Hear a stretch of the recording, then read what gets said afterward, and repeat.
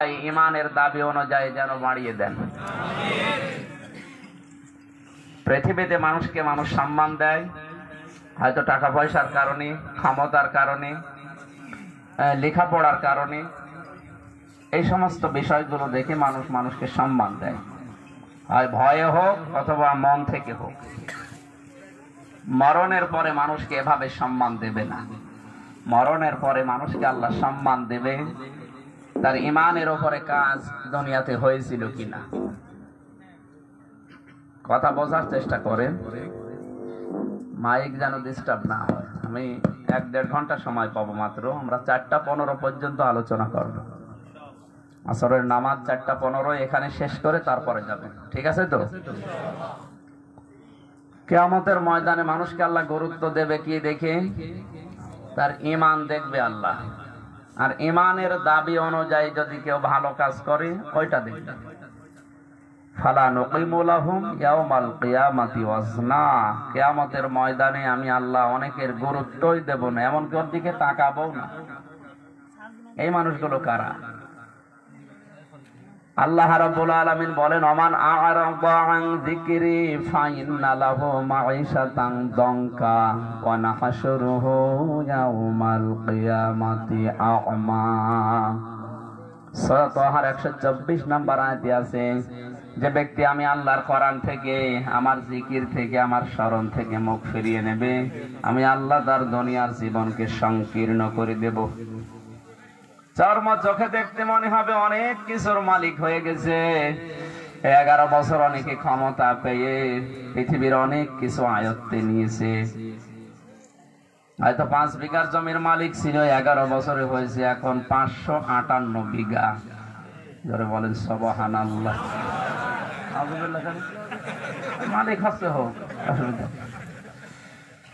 আমরা একজন পেয়েছি এই যে পটুয়াখালী, ওই রাঙ্গাবালি থানা, ওখানকার যিনি দায়িত্বে আছেন, উনি পরপর 2 বার দায়িত্ব পেয়েছে। আমি প্রথম যখন গিয়েছিলাম ওই সময় শুনলাম যে উনি নির্বাচনে পাশ করার পর মাত্র 5 বিঘা জমি দেখিয়েছে। নির্বাচনে পাশ করার আগে হলফনামায় কি দেওয়া লাগে না? মাত্র 5 বিঘা। এই গত বছর যে শুনলাম ওনার জমি হয়ে দাঁড়িয়েছে 8,595 বিঘা। ওই এলাকায় জমির দাম যদিও কম, তাই বলে এত হয়? বলে হইলো এবার ডাল এত পাতলা, এমন এমন ডাল আছে। আমরা বিশ্ববিদ্যালয়ে থাকার সময় দেখেছিলাম ডাল দেয় মনে হচ্ছে অজু করা যাবে, এমন পাতলা। তো এই লোকের যদি অন্তত 4 লাখ 5 লাখ টাকাও বিঘা হয়, তাও তো 8,595 বিঘা জমি কিনতে হলে এটা মনে হয় 50 বছর সময় লাগার কথা ছিল, অথচ 5 বছরেই হয়ে গেছে। আল্লাহর আইন, আল্লাহর জিকির বাদ দিয়ে যারা মনে করবে যে চর্মচোখে অনেক কিছু দেখতে পাচ্ছি, অনেক ক্ষমতার মালিক আমি হয়ে গেছি, ব্যাংক ব্যালেন্স, টাকা পয়সা, এমনকি অনেকের বউ বেড়ে যায়। কি ক্ষমতা পেলে বউ বাড়ে, এটার প্রমাণ আমাদের চাচা এরশাদ। চাচা মনে হয় যদি এখনো বেঁচে থাকতো চাষির সংখ্যা বেড়েই যেত।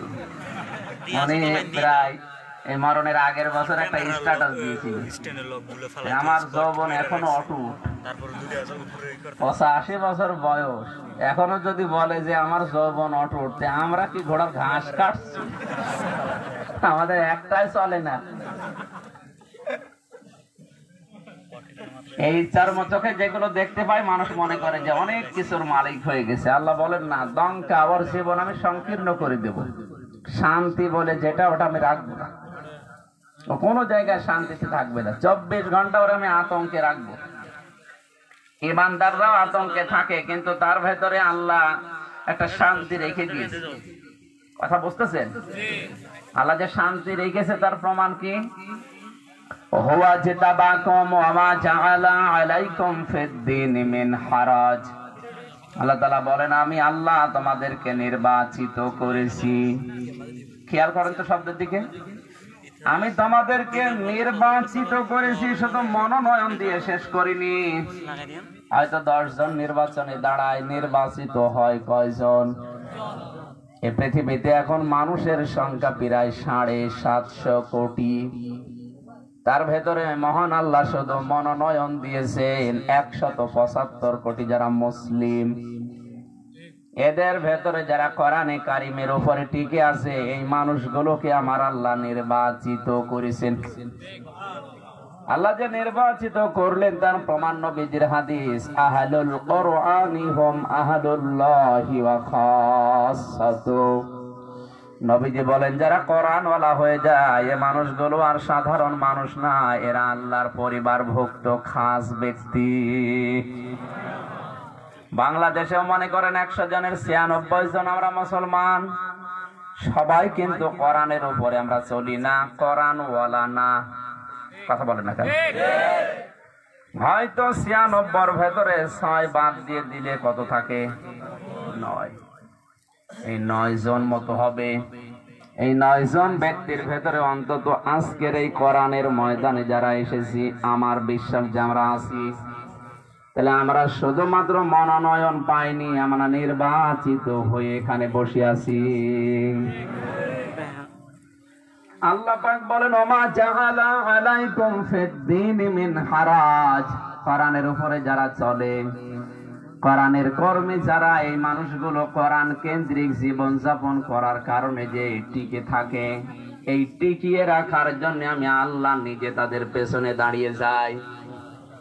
এই যে হারাজ, বহু বিপদ আপদ, বহু ষড়যন্ত্র তাদের বিরুদ্ধে হবে আমিও জানি। এজন্য রাসূলকে আল্লাহ কথা আগেই সার্কুলার দিয়েছেন, ইয়া আইয়ুহার রাসূল বাল্লিগ মা উনজিলা ইলাইকা মির রাব্বিক ফাইল্লাম তাফআল ফামা বাল্লাগতা রিসালাতা আল্লাহু ইয়াসিমুকা মিনান নাস ইন্নাল্লাহা লা ইয়াহদিল কওমাল কাফিরিন।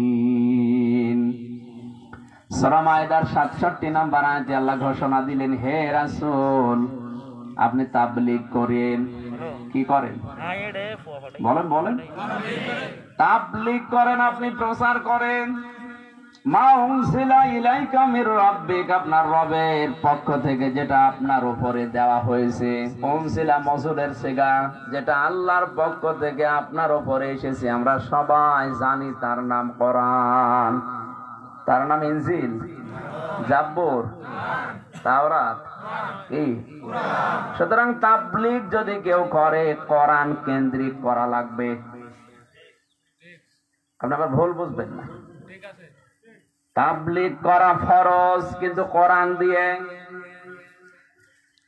এতটুকু বলে আল্লাহ কিন্তু আয়াত শেষ করেননি। আল্লাহ তাআলা জানেন যে কোরআনের তাবলীগ করতে গেলে ফল কি হবে। ফাইল্লাম তাফআল ফামা বাল্লাগতা রিসালাতা, হে নবী আপনি যদি কোরআনের তাবলীগ না করেন, আপনি যেন রিসালাতের দায়িত্বই পালন করেননি। আল্লাহু ইয়াসিমুকা মিনান নাস, কোরআনে কারিমের প্রচার করতে গেলে বিপদ আপদ আসবে আমিও জানি, যত রকমের ষড়যন্ত্র হবে আমি আল্লাহ নিজে দায়িত্ব নিলাম আপনাকে বাঁচাবো। শুধু বাঁচিয়েছি তা না, ইয়াসিমু মজারে বর্তমান ভবিষ্যৎ, প্রেজেন্ট ফিউচার। কোন মানুষ যদি সত্যি কোরআন দিয়ে তাবলীগ করতে গিয়ে বিপদে পড়ে, ষড়যন্ত্রের শিকার হয়, আল্লাহ পাক বলেন আমি নিজে তাকে বাঁচাচ্ছি, বাঁচাবো। শব্দটা খেয়াল করবেন তো, ইয়াসিমু, আমি নিজে এখন বাঁচাচ্ছি। কিয়ামত পর্যন্ত যারা আপনার মতো কোরআন দিয়ে তাবলীগ করবে তাদেরকেও আমি বাঁচাবো। অথচ বাস্তবে আমরা পৃথিবীতে দেখতে পাই কোরআনের উপরে যারা আছে, কোরআন দিয়ে ডাকে, এই মানুষগুলো এখন বিপদে, এমনকি মারাও যাচ্ছে। এই যে মানুষ মারা গেলে আমরা ভাবি যে ওর দোষ না থাকলে এমনি ওরে ফাঁসি দিল না, বিষয়টা ঠিক না। কারণ শাহাদতের মরণ কিন্তু আল্লাহ যাকে তাকে দেয় না। শয়তান আল্লাহর কাছে 3টা জিনিস চেয়েছিল, তার 1 নম্বরেও বলেছে আল্লাহ আমি হায়াত চাই। কি চাই? ক্বালা আনজিরনি ইলা ইয়াউমি ইউবাসুন, আল্লাহ আমি তোমার কাছে একটা জিনিস প্রথমে চাই, যে আমি বেঁচে থাকতে চাই, আমি হায়াত চাই, কিয়ামত পর্যন্ত তোমার হায়াত বাড়িয়ে দাও। আল্লাহ বলেন দিলাম। এই জন্য বেশি দিন বেঁচে থাকার আকাঙ্ক্ষা এটা শয়তানের কথা বলছে না।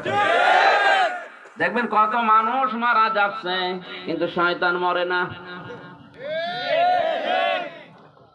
চামড়া জড়ো হয়ে যাচ্ছে, শয়তানের মরণ নেই। মনে আছে আরো যুবক হচ্ছে, এখনই কাজ শেষ হয়ে গেছে, ভুল করে বেরিয়েছে ভাই, নাউজুবিল্লাহ আস্তাগফিরুল্লাহ। এই যে শয়তান মার্কা মানুষ সহজে মরে,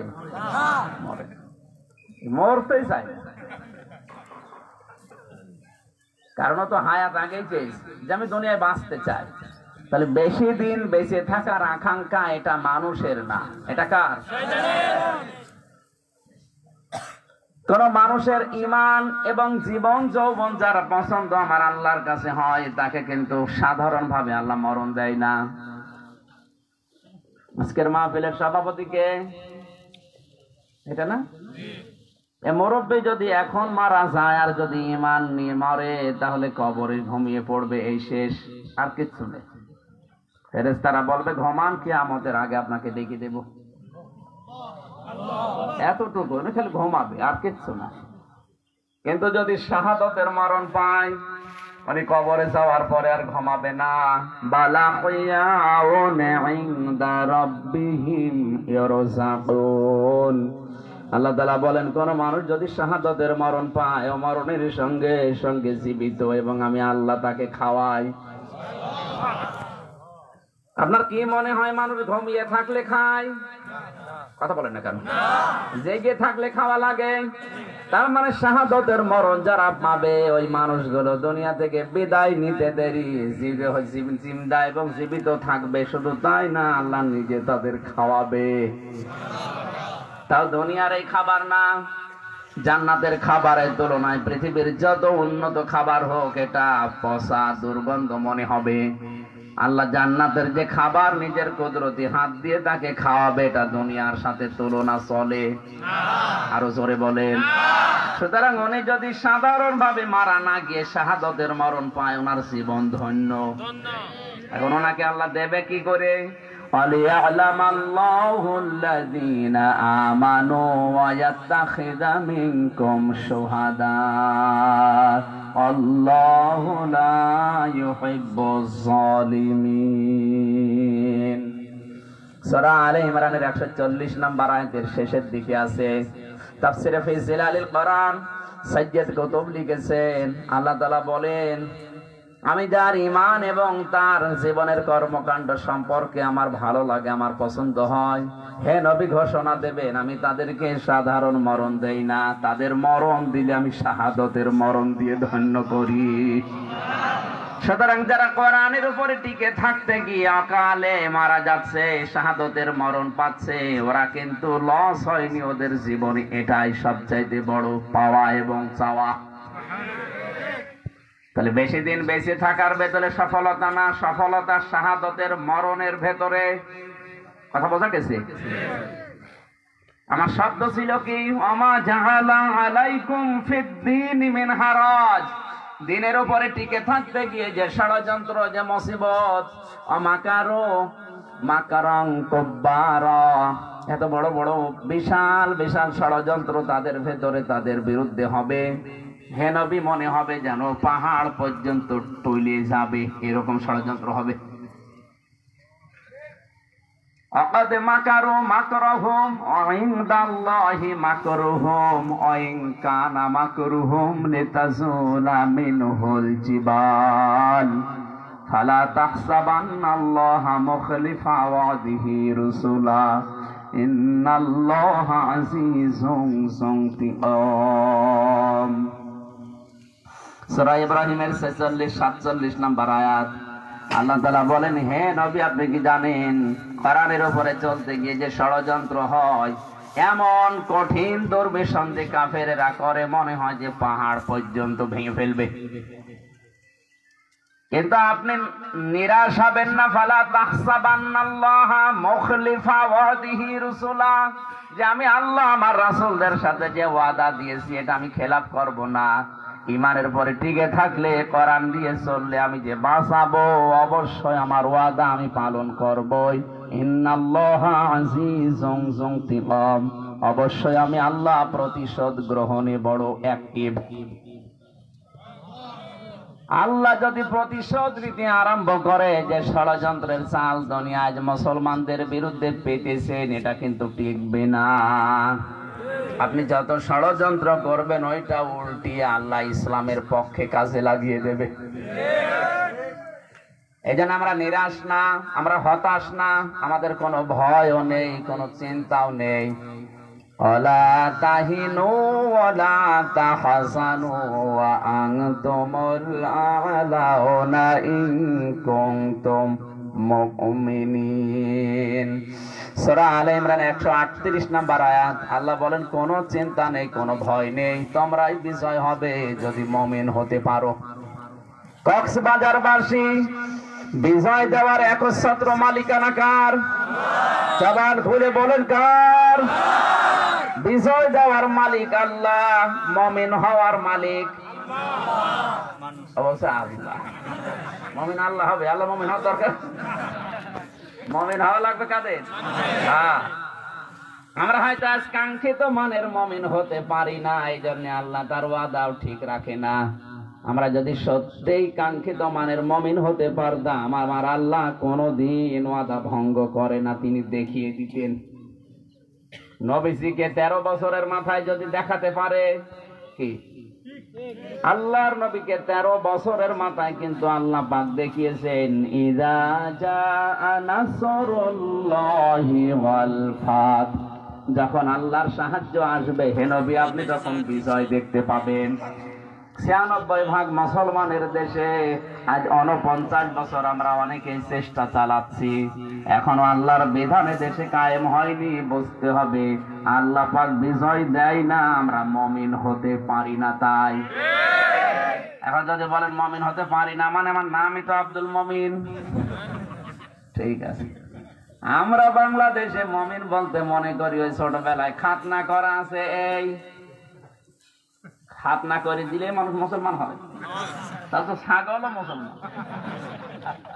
ছাগল খাতনা করেনি, কত ছাগলের মানুষ খাতনা করে দেয়, ছাগল মুসলমান হবে? এমনকি এই সমস্ত দিবস গুলো অনেকে পালন করতে গিয়ে অনুষ্ঠানও করে। ছেলের মুসলমানের অনুষ্ঠান হয় না এলাকায়? কোথায় পেয়েছেন ভণ্ডামি? সেই যে মুসলমানই দেবেন এমনি তার আগা কেটে দিন, আপনি এই অনুষ্ঠান করবেন কোথায় পেয়েছেন? 20 বছর হয়ে গেছে ছেলের বয়স, মুসলমানই দেয় না। কি চাচা এত বয়স ছেলের, মুসলমানই দেন না? বলছে দেব কি করে, আমারও টাকা নেই ওরও টাকা নেই। এটা ছেলে মুসলমানই দিতে কয় টাকা লাগে? 500 টাকা। 500 টাকা দিলে গোড়া থেকে কেটে বাদ দিয়ে দেবে। 200 টাকা দিলে আগা কেটে দেবে 500 বছর। 500 টাকা দিলে গোড়া থাকবে?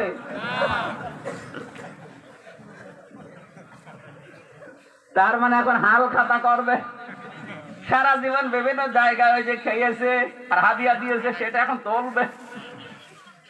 শেষ পর্যন্ত এনজিও ব্যারাকের কাছ থেকে প্রায় 30,000 টাকা সুদ নিয়েছে। এলাকায় না সুদ নেই নাকি? প্রায় সারাদিন মাইকিং করছে, 20 বছরের তাগড়া ছেলে মুসলমানই, টাকা পয়সাও তো কম ওঠে না, প্রায় 50,000 টাকা মতো কালেকশন।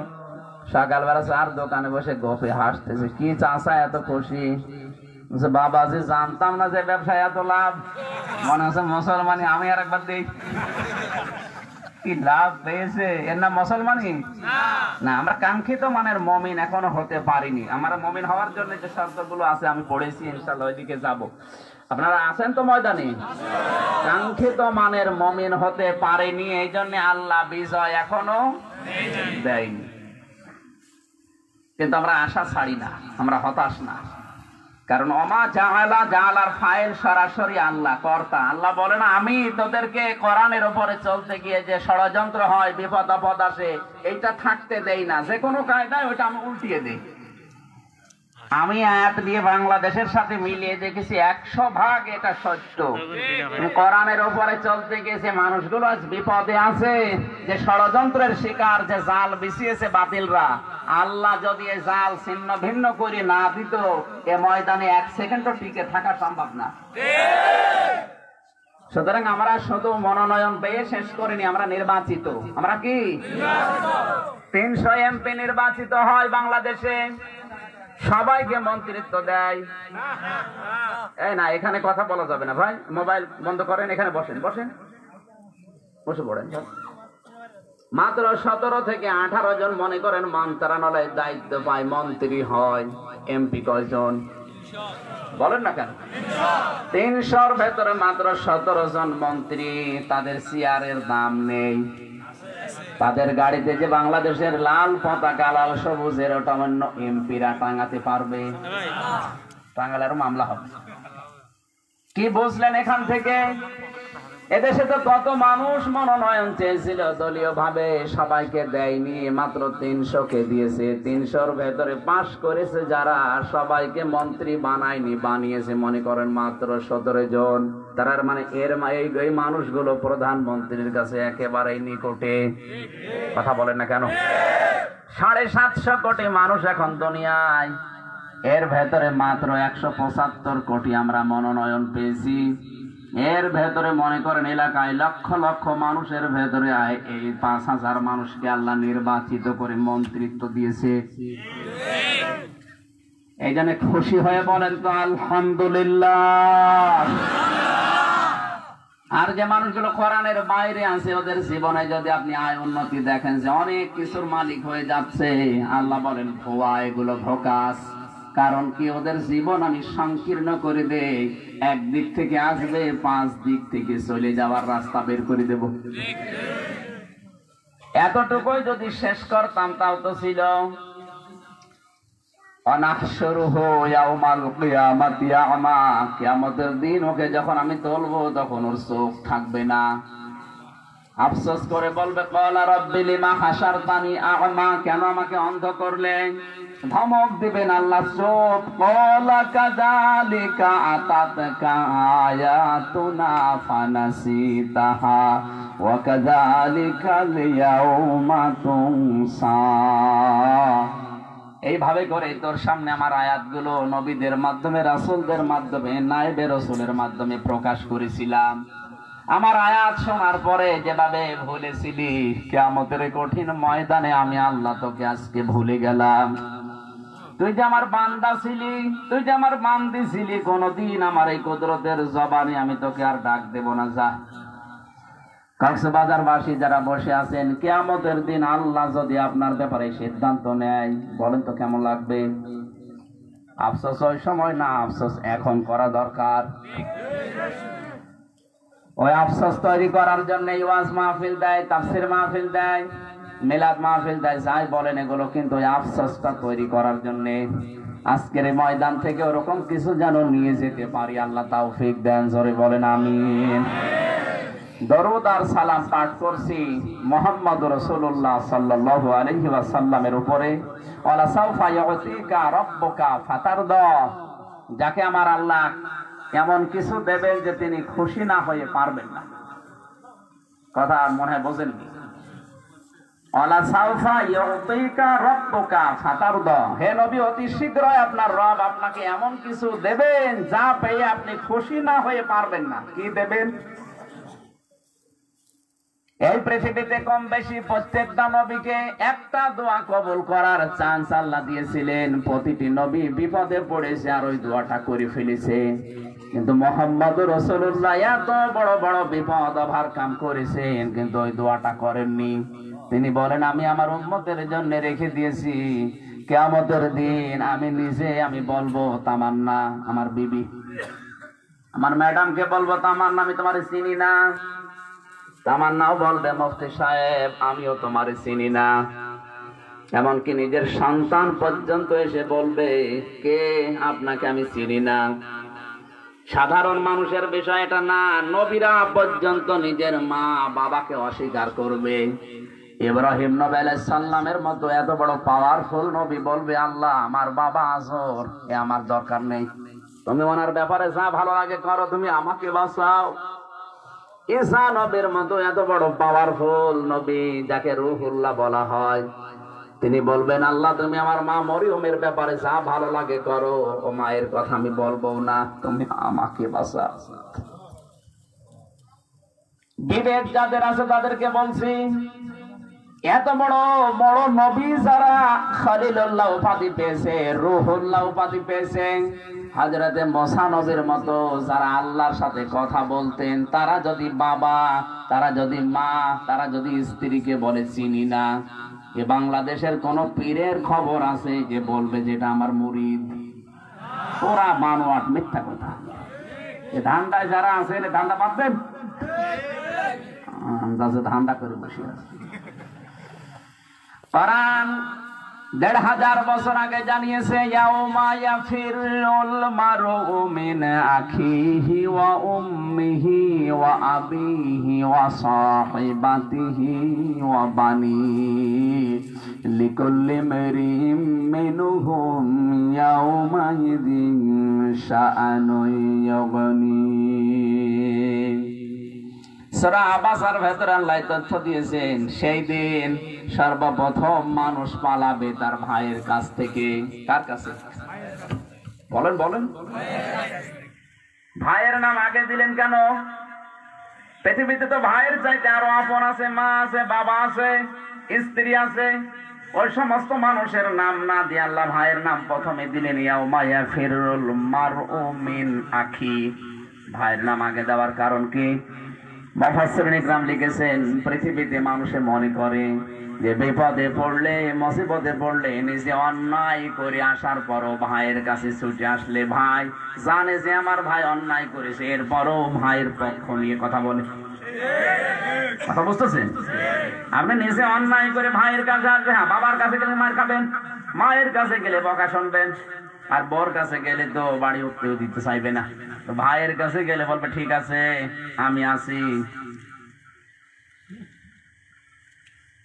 আল্লাহ বোঝাতে চেয়েছেন, বান্দা দুনিয়ায় বিপদে পড়লে তুমি মনে করো তোমার ভাই তোমার দোষ আছে, এরপরও তোমার পক্ষ নেবে, কিয়ামতেও মনে হয় তোমার কাছে এভাবে আসবে না।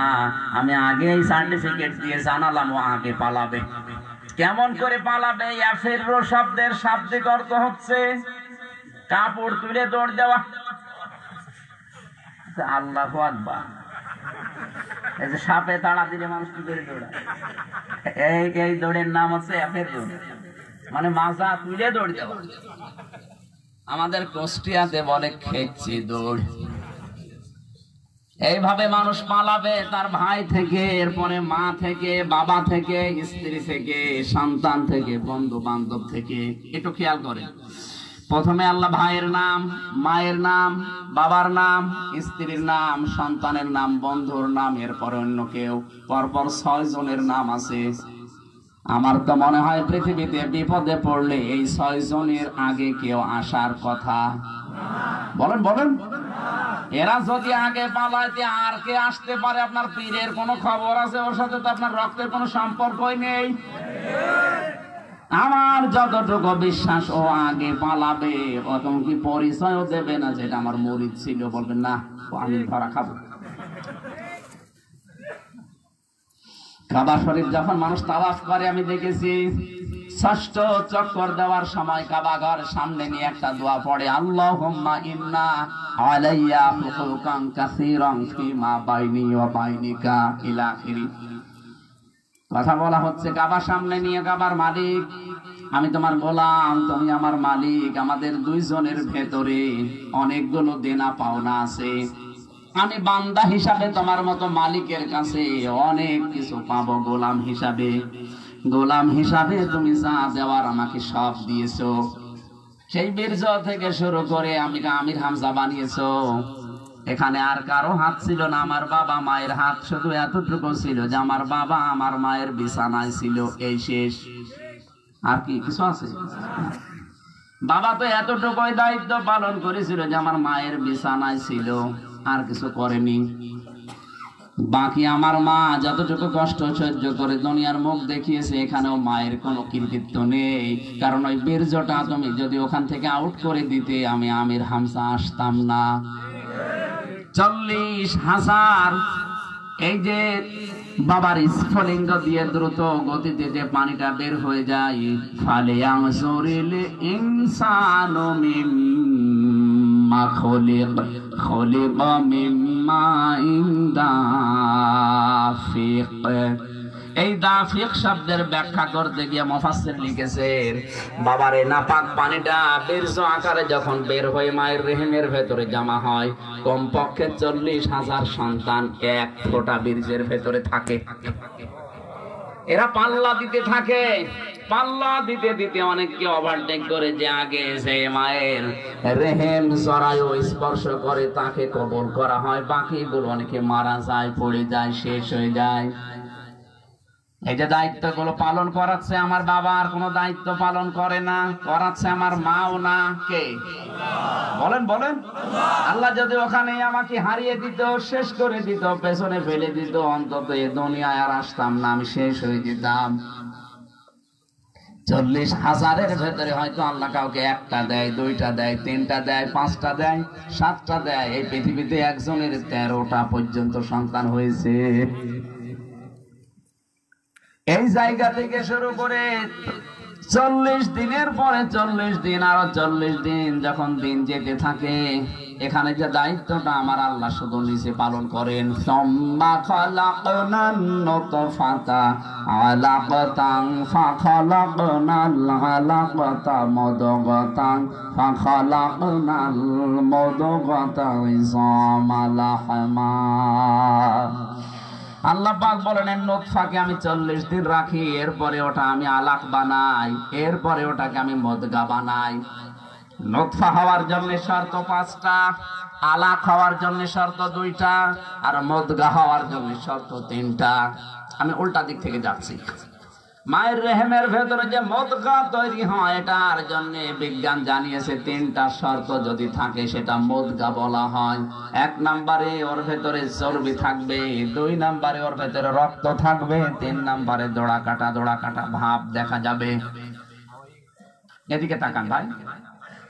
দ্বিতীয় নম্বরে যেটা আছে, এখান থেকে একটা তথ্য আমি দিতে পারতাম, যেহেতু এটা সেমিনার না, এখানে সবাই তো আর IBA পাস করা লোক নাকি, না, গ্রাম্য মানুষ আছে, আপনি বুঝবেন না। ওই তথ্য বিজ্ঞানের সূত্র যাদের জানা আছে, ওদের ওরকম সেমিনার হলে আমি বলতাম। যে ময়দানে বললে দেখা যাচ্ছে আবার উল্টো বুঝবে, না কি বললো, কি সমস্যা করবে। শিক্ষিত মানুষদের ওই সমস্ত জায়গা হলে আমি ওই তথ্য দেবো ইনশাল্লাহ। এখন যেটা বোঝাতে চাচ্ছি, মুদগা হওয়ার জন্য শর্ত ছিল 3টা, আর আলাক শব্দের শাব্দিক অর্থ হচ্ছে জ্বলন্ত। আলাক মানে, কিন্তু এখানে যারা আলেম, পুরাতন আলেম আছে, মুরব্বী আলেমদেরকে জিজ্ঞাসা করবেন আলাক মানে কিন্তু ঝুলন্ত বলতে পারবে না, কারণ ওনারা আলাক মানে ঝুলন্ত পড়ে নাই, ওনারা পড়েছে আলাক মানে যোগ। আলাক মানে মাটির নির্যাস অথবা রক্তপিণ্ড, এরকম বিভিন্ন অর্থ হয়তো পড়েছে। আলাক মানে যোগ। এটা যারা কম্পিউটার জানে, মায়ের রেহেমের ভেতরে 240-এর পরে দেখা যায় যে ঝুলে আছে বাবার এই বীর্যটা, মায়ের রেহেমের সাথে এই যে নাপাক পানি আছে মিশ্রণ করার পরে আল্লাহ 8টা জিনিস ওখান থেকে বানিয়ে দেন। চুল, রগ, হাড় আর পর্দা, রক্ত, গোশত, চর্বি আর চামড়া। 8টা জিনিস যখন এক হয় তখন ঝুলিয়ে থাকে জোকের মতো। কতদিন? 40 দিন। বলেন বলেন বলেন। এভাবে 40 করতে করতে যখন 6 মাস হয়ে যায়, তখন ওকে দুনিয়ায় বের করার মতো একটা পজিশন এসে দাঁড়ায়। ওর শরীরের ভেতরে আল্লাহ চামড়া দেয়, এক এক জায়গার চামড়া এক এক রকম বানায়। কমপক্ষে 282 রকম চামড়া এই শরীরের ভেতরে আল্লাহ লাগায়। যদি এক রকম চামড়া দিত তাহলে আপনি দুনিয়ায় এসে সহ্য করতে পারতেন না। পায়ের উপরের চামড়া একরকম, নিচের চামড়া আর এক রকম। পায়ের উপরে যে চামড়া আছে ওটা যদি নিচে দিত, একদিনও হাঁটতে পারতেন না, ফোসকা পড়ে যেত। কথা বলেন না কেন? মাথার উপরের চামড়া একরকম, এই যে কপালের চামড়া আর একরকম, পৃথিবীতে শুধু দুইটা চামড়ার মিল আছে, লজ্জা স্থান যেখানে আল্লাহ বানিয়েছে পুরুষ এবং নারীদের, এই যে দুইটা চামড়ার মিল আছে, এই জন্য ঘর্ষণ লাগলে মানুষের যৌন শক্তি বেড়ে যায়। আমি ওদিকে যাচ্ছি না, আমি যে তথ্যটা দেওয়ার জন্য পর্যন্ত এসেছিলাম, আমার আল্লাহ যা কাজ করছে মায়ের পেট থেকে শুরু করে এ আমির হামজা পর্যন্ত, একটাও কিন্তু বাবারও কোনো ক্ষমতা নেই, মায়েরও নেই। হ্যাঁ, ওনারা কষ্ট করেছে। বাবা আমার মায়ের বিছানায় ছিল, এই কষ্টটা তিনি করেছেন। আর মায়ের কষ্ট 6 মাস পর্যন্ত কমপক্ষে মায়ের পেটে রাখতে হয় সন্তান। কয় মাস? আর আমরা জানি কত? 10 মাস 10 দিন। বিজ্ঞান জানাচ্ছে সর্বনিম্ন 6 মাস পেটে রাখাই লাগবে। 6 মাসের আগে যদি কোনো সন্তান দুনিয়ায় আসে, ওটা বৈধ সন্তান না, ওটা অন্য কেউ দিয়েছে। ঠিক, ওটা যে অন্য কেউ দিয়েছে, আপনি কি ঠিক বললেন? আন্দাজে পৌঁছে দেবেন না, এটাও ঠিক আছে, আমি বলছি কোথায় পেয়েছে। এবার যারা আলেম আছে তাদেরকে বলছি ভালো করে মিলাবেন। এখান থেকে একটা নতুন তথ্য আপনাদেরকে আমি দিতে চাই। বিশেষ করে ফ্রান্স যে নবীকে গালি দিচ্ছে, ওদের সাথে তাল মিলিয়ে আজও যারা আলেমদের বিপক্ষে মিছিল করছে তাদের কথা এবার আসবে। আয়াতটা হচ্ছে সূরা আহকাফ 26 নাম্বার পারা 2 নাম্বার পৃষ্ঠা 10 নাম্বার লাইনের 15 নম্বর আয়াতের মাঝের অংশে আছে, হামালাতুহু উম্মুহু কুরহা ওয়া ওয়াদাআতুহু কুরহা ওয়া হামলুহু ওয়া ফিসালুহু 30 শাহরা। আলেম নেই এখানে? আপনাকে বলছি, আপনি ওজন না, আমার পাশে বসতে হলে একটু লেখাপড়া জানা লাগবে। একেবারে সে রওশনের সাদের মতো কিছু জানি না, ওইভাবে সমস্যা বোঝানো। একটা আলেম হলে ভালো হয়। এখানে যে শব্দটা হামালাতুহু উম্মুহু, তোমার মা তোমাকে বহন করেছে, করহা ওয়া ওয়াদাআতুহু করহা, কষ্টের পরে কষ্ট সহ্য করে। এ পর্যন্ত বুঝেছেন? এরপরে কি? ওয়া হামলুহু ওয়া ফিসালুহু, 2 জায়গায় ওয়া আছে। সে তোমাকে বহন করেছে, দুধ পান করিয়েছে, 30 শাহরা, 30 মাস। কয় মাস? 30 মাস। আলেম জিজ্ঞাসা করেন তো, সন্তান দুধ পান করাতে হয় 2 বছর, 2 বছরে 30 মাস হয়। কয় মাস? এই যে 24 মাস দুধ দিতে হয়, এটা আছে কোথায়? সূরা বাকারার 233 নাম্বার আয়াতের প্রথম অংশে আছে, ওয়াল ওয়ালিদাতু ইয়ারদি'না আওলাদাহুন্না হাওলাইনি কামিলাইনি লিমান আরাদা আইয়ুতিম্মার রাদাআ।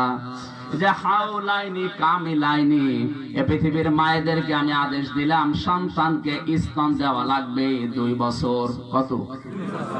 এখানে কয় মাস? 30 শাহরা মানে 30 মাস। তাহলে আল্লাহর আগের কথার সাথে এই কথার কোনো মিল নাই।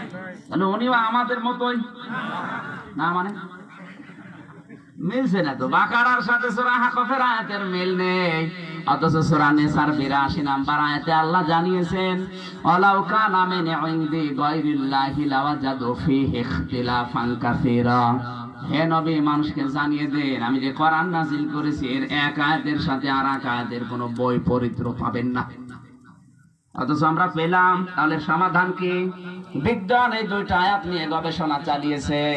মাঝখানে যেটা ওয়া আছে, কি আছে? ওয়া হামলুহু ওয়া ফিসালুহু, তোমাকে বহন করা এবং তোমাকে দুধ পান করানো। আমার মনে হচ্ছে যদি এই ওয়াটা আল্লাহ না দিত, কত হারামি আছে দুনিয়ায় কোরআনে ভুল ধরত। এমনি ভুল ধরে। কি সূক্ষ্ম! ওয়া হামলুহু ওয়া ফিসালুহু, তোর মা তোকে বহন করেছে এবং দুধ পান করিয়েছে। তাহলে বহন করা, দুধ পান করানো সব মিলে 30 মাস। আগে জানলাম দুধ খাওয়ানো লাগে 2 মাস, 2 মাসে 2 বছর, 2 বছরে 30-এর ভেতরে 24 বাদ গেলে এই যে 6 মাস তোমাকে বহন করাই লাগবে। 6 মাসের আগে যদি তোমার মা তোমাকে জন্ম দেয়, বোঝা লাগবে তোমার বাবার থেকে তুমি আসনি এসেছো অন্য কোনো বাবা থেকে। পৃথিবীর ইতিহাস এবার আপনি ঘাটেন। আমরা জানি দুনিয়াতে এখন 228টা রাষ্ট্র আছে। এই জানুয়ারি মাসে জরিপ বের হয়, দেখবেন 228টা রাষ্ট্রের ভেতরে 1 নম্বরে যার সন্তান পয়দা করা, তার মানে বিয়ের আগে জন্ম দেওয়ার তালিকায় আছে 1 নম্বরে ফ্রান্স। এরা আমরা জানতে পারছি এগুলো বিয়ের আগে যেগুলো সে বৈধ না অবৈধ। তাহলে ওদের দেশে যে দায়িত্ব আছে ও ওই রকমই, ও বিয়ের আগে হওয়া। ম্যাক্রন বিয়ের পরে না আগে, আর যদি বিয়ের পরেও হয় 6 মাসের আগে হয়েছে, তাহলে ওর বাবার না অন্য কেউ দিয়েছে, ওগুলো বৈধ না জারজ?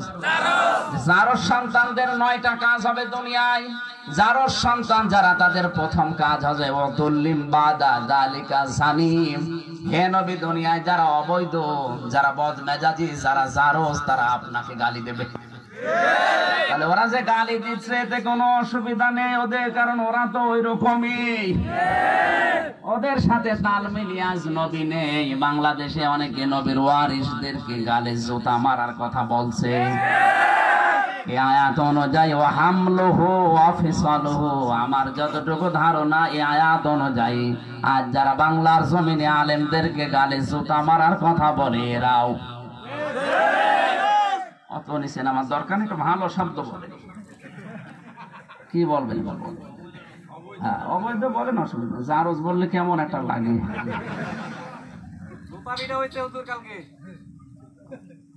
কি বুঝলেন এখান থেকে বলেন তো?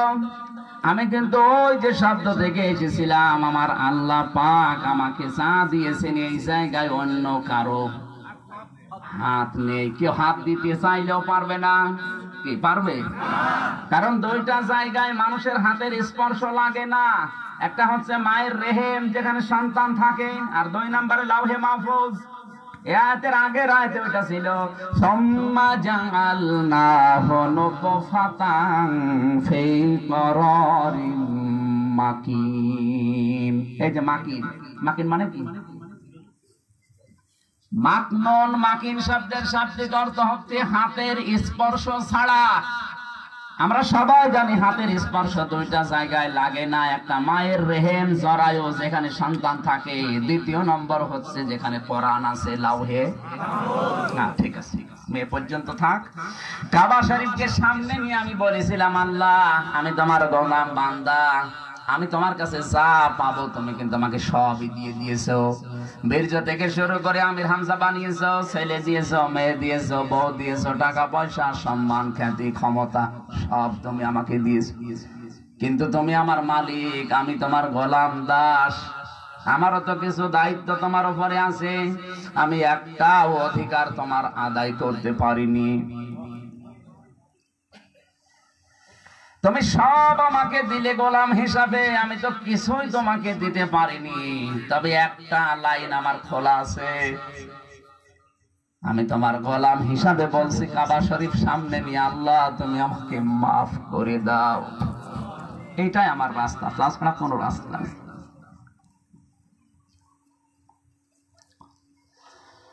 আমার ভাইরা, কঠিন ওই কিয়ামতের ওই ময়দানে সবাই নিজের চিন্তায় বলবে আমারে বাঁচাও, আমারে বাঁচাও।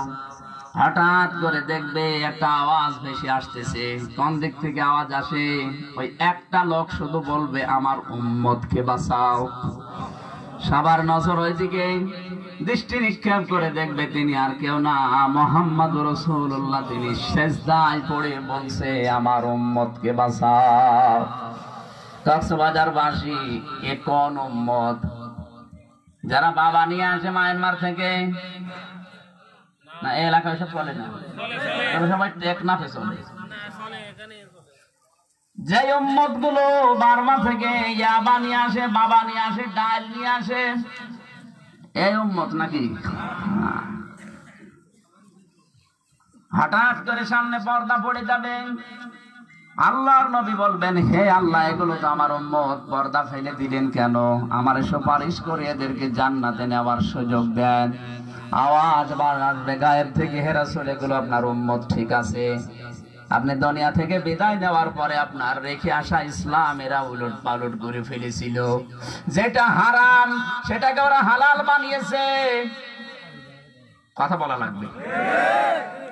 স্পষ্ট হারাম যেটা, শিরিক যেটা, সেইটা ওরা ধর্মের দোহাই দিয়ে, ধর্মের নাম দিয়ে হালাল বানিয়েছে। আর এই জন্য কিছু আলেম ওরা টাকা পয়সা দিয়ে পালে। আজ বাংলাদেশে সূরা সাবার 22 নম্বর আয়াতের ব্যাখ্যা করে অনেকে জানাচ্ছে যে না, অসুবিধা নেই, বানান। সুলাইমান নবী নাকি মূর্তি বানাতে বলেছিল।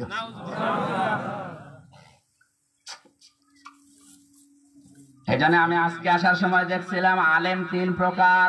কয় প্রকার? প্রথম নম্বরে আলেম হচ্ছে ওলামায়ে দাওলা, রাষ্ট্রীয় আলেম। রাষ্ট্র ওদেরকে টাকা পয়সা দিয়ে পেলে পুষে মানুষ করে, রাষ্ট্রের দরকার হলে ওদেরকে নাম দিয়ে ব্যবহার করে। ওদের নামের আগেও দেখা যায় হাফেজ, মাওলানা লিখা। সাধারণ মানুষ মনে করে এও তো হুজুর, নামের আগে মাওলানা, সুতরাং এ যা বলছে একেবারে মিথ্যা না।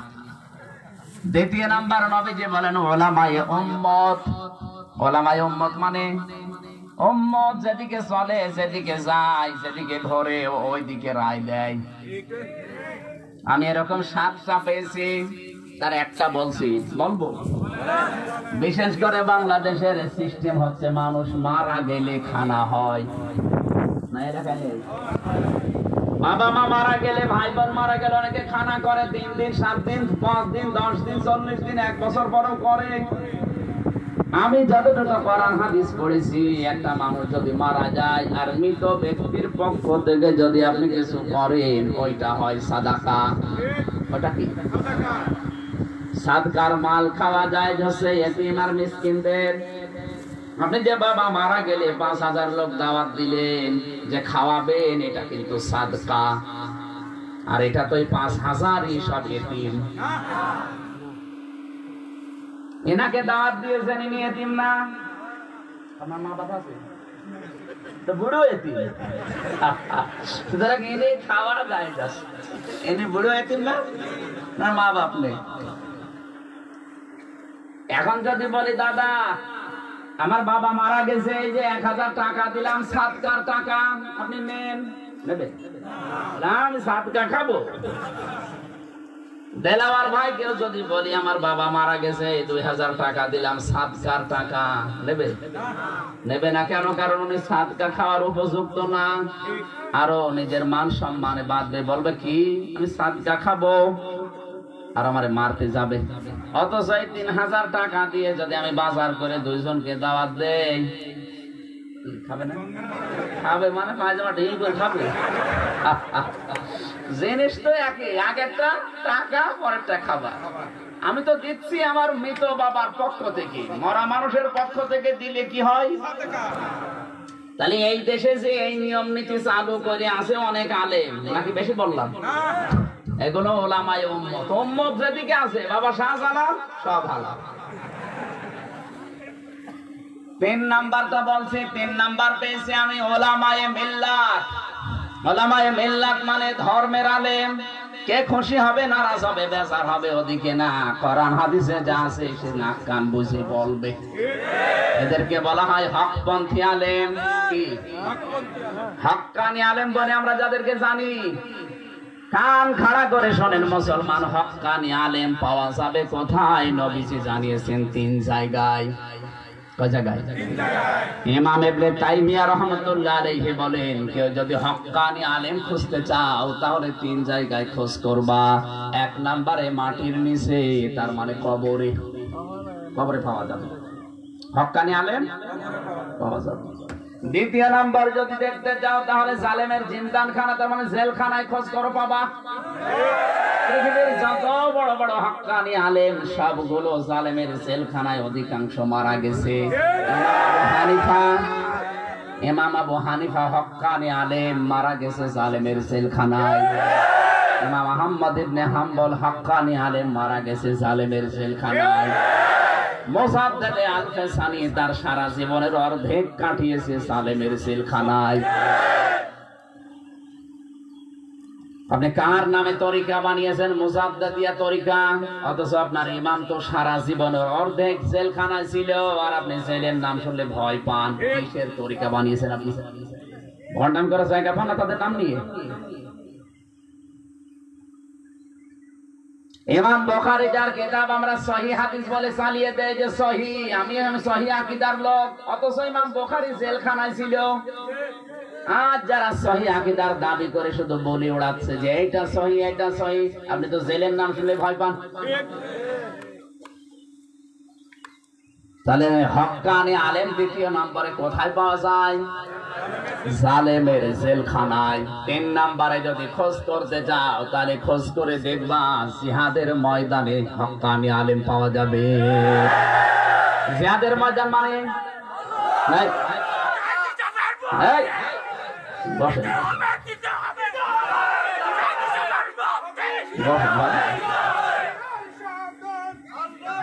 বসেন। আমি আবেগ নিয়ে চলা পছন্দ করি না, যে কোনো কাজ বিবেক দিয়ে করা লাগে, আবেগ দরকার নেই।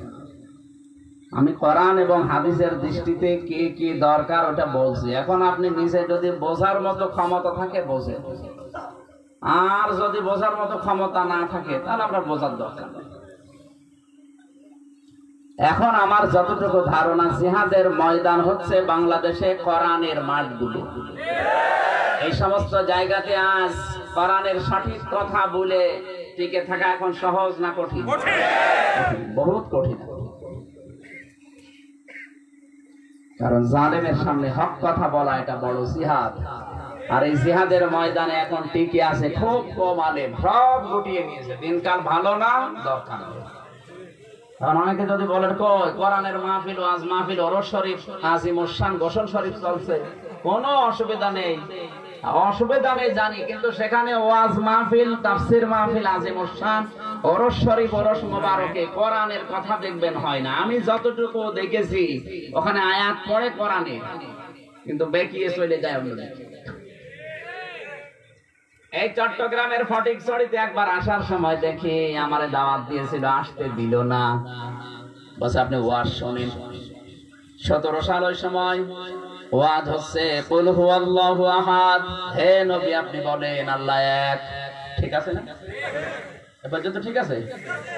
এবার কানে হাত দিয়ে যে এত জোরে বলছে এই নবী কোন নবী? এ নবী ফাতেমার বাবা।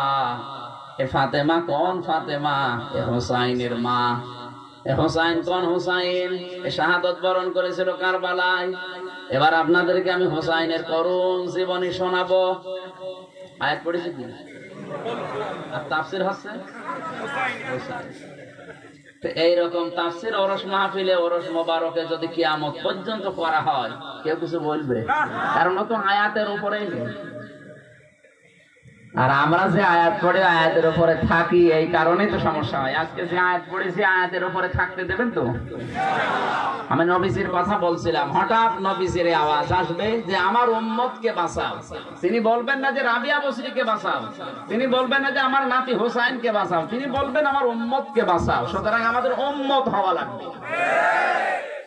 তার অপমানে যদি আপনার কলিজায় আগুন না ধরে, আপনি যদি কষ্ট না পান, তাহলে আপনি কিসের উম্মত? সঙ্গে সঙ্গে আমার আল্লাহ জবাব দেবেন, ওয়ালা সাউফা ইউতিকা রাব্বুকা ফাতারদা। হে নবী আজকে আমি আপনাকে এমন কিছু দেব যাতে আপনি খুশি না হয়ে পারবেন না। আপনার মন মতো আপনি সুপারিশ করেন, আমি আল্লাহ আপনাকে অর্ডার দিয়ে দিলাম। ওই সুপারিশের ভেতরে যেন আমি আমির হামজাও থাকি। জোরে বলেন আমিন। কোরআনে কারিমের ৬০০০